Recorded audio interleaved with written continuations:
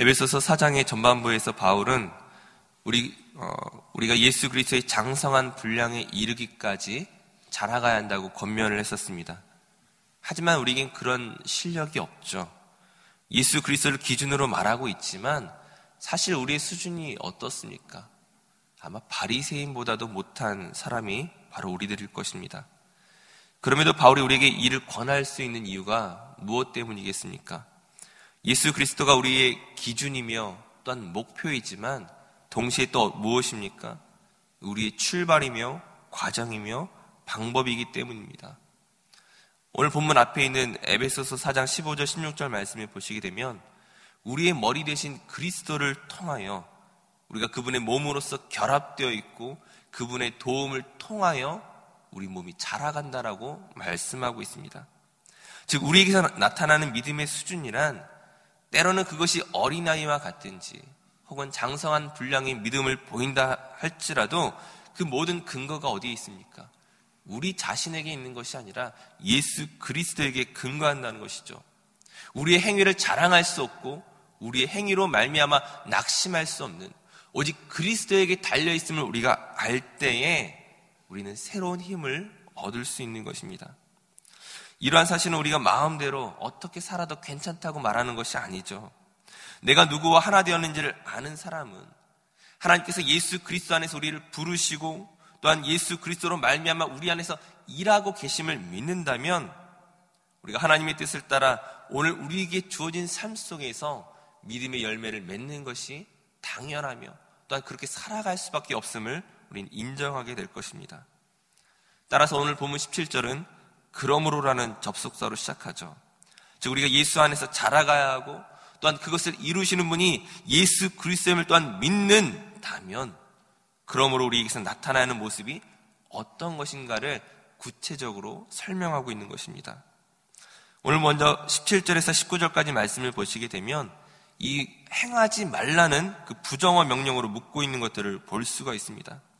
17절에 이방인이 그 마음의 허망함으로, 18절에 그들의 무지함과 마음의 굳어짐으로, 19절에 감각이 없는 자, 자신을 방탕에 방임하여 그 더러운 욕심으로 행하는 것을 하지 말라고 이야기하죠.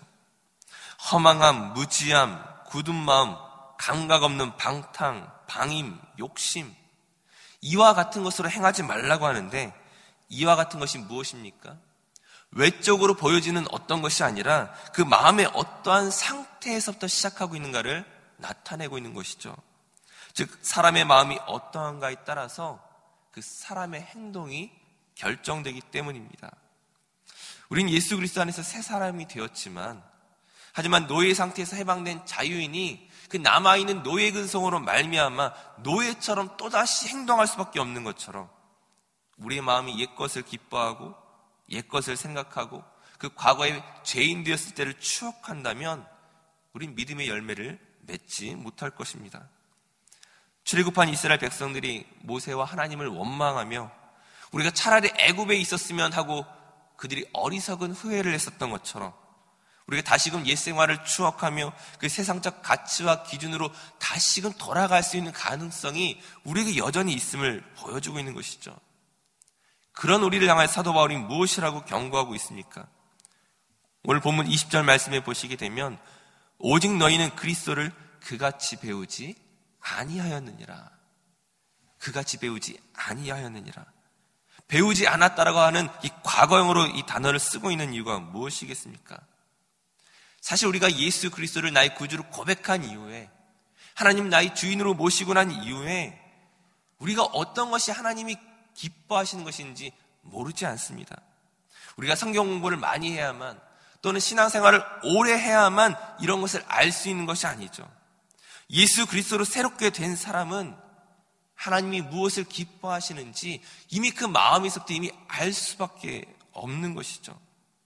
오늘 본문 21절에 진리가 예수 안에 있는 것 같이 너희가 참으로 그에게서 듣고 또한 그 안에서 가르침을 받았을진데 다른 누구로부터 교육을 받아야 되는 것이 아니라 앞서 말씀드린 것처럼 성경 공부를 해야만 하는 것이 아니라 내가 예수를 그리스도로 모시고 난 그 순간부터 성령 하나님께서 우리 마음속에서부터 하나님이 무엇을 기뻐하시는지 우리에게 알려주시고 우리의 존재됨이 그것을 느낄 수밖에 없다는 것이죠. 왜냐하면 우리 안에 예수 그리스도가 계시기 때문입니다. 성령께서 우리의 마음속에서 우리가 무엇을 해야 하는지 계속 말씀하고 계시기 때문이죠. 다시 한번 말씀드리면 하나님을 어떻게 기쁘시게 하는지 우리가 알고 있습니다.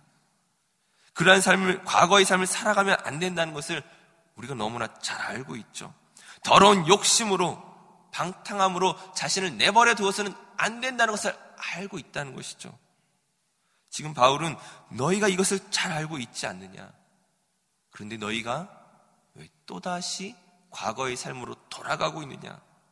하나님을 따라 의와 진리의 거룩함으로 지으심을 받은 새 사람을 입으라고 권면하는 이유가 무엇이겠습니까?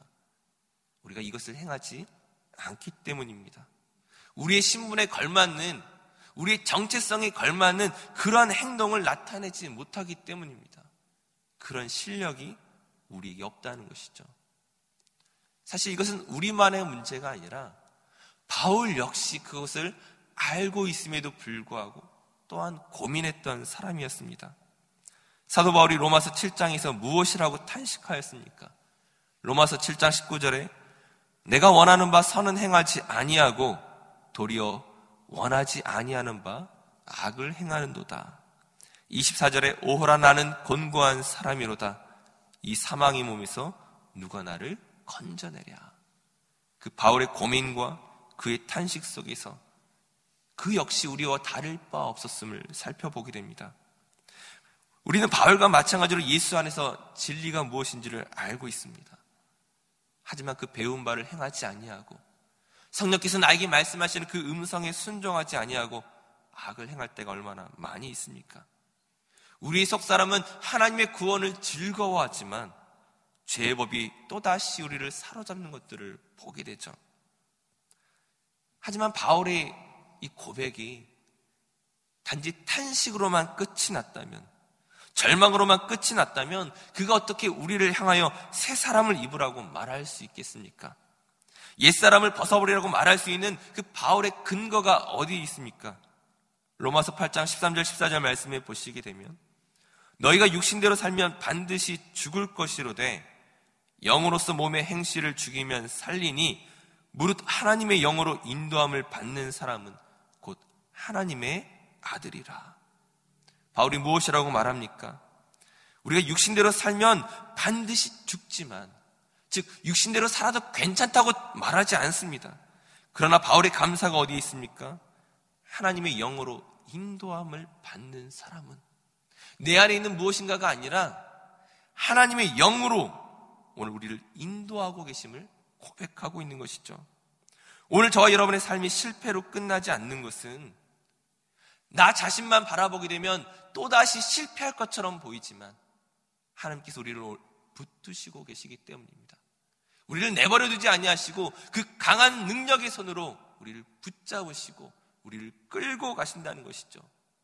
때로는 우리를 징계하심으로, 때로는 우리에게 복 주심으로, 계속 우리에게 말씀하심으로 오늘 우리의 삶이 하나님의 장성한 분량에 이르기까지 자라가도록 우리를 끌고 가시는 것입니다. 어떻게 하라고 말합니까? 다시금 에베소서의 본문으로 돌아와서 25절에 그런즉 어떻게 하라고 말합니까?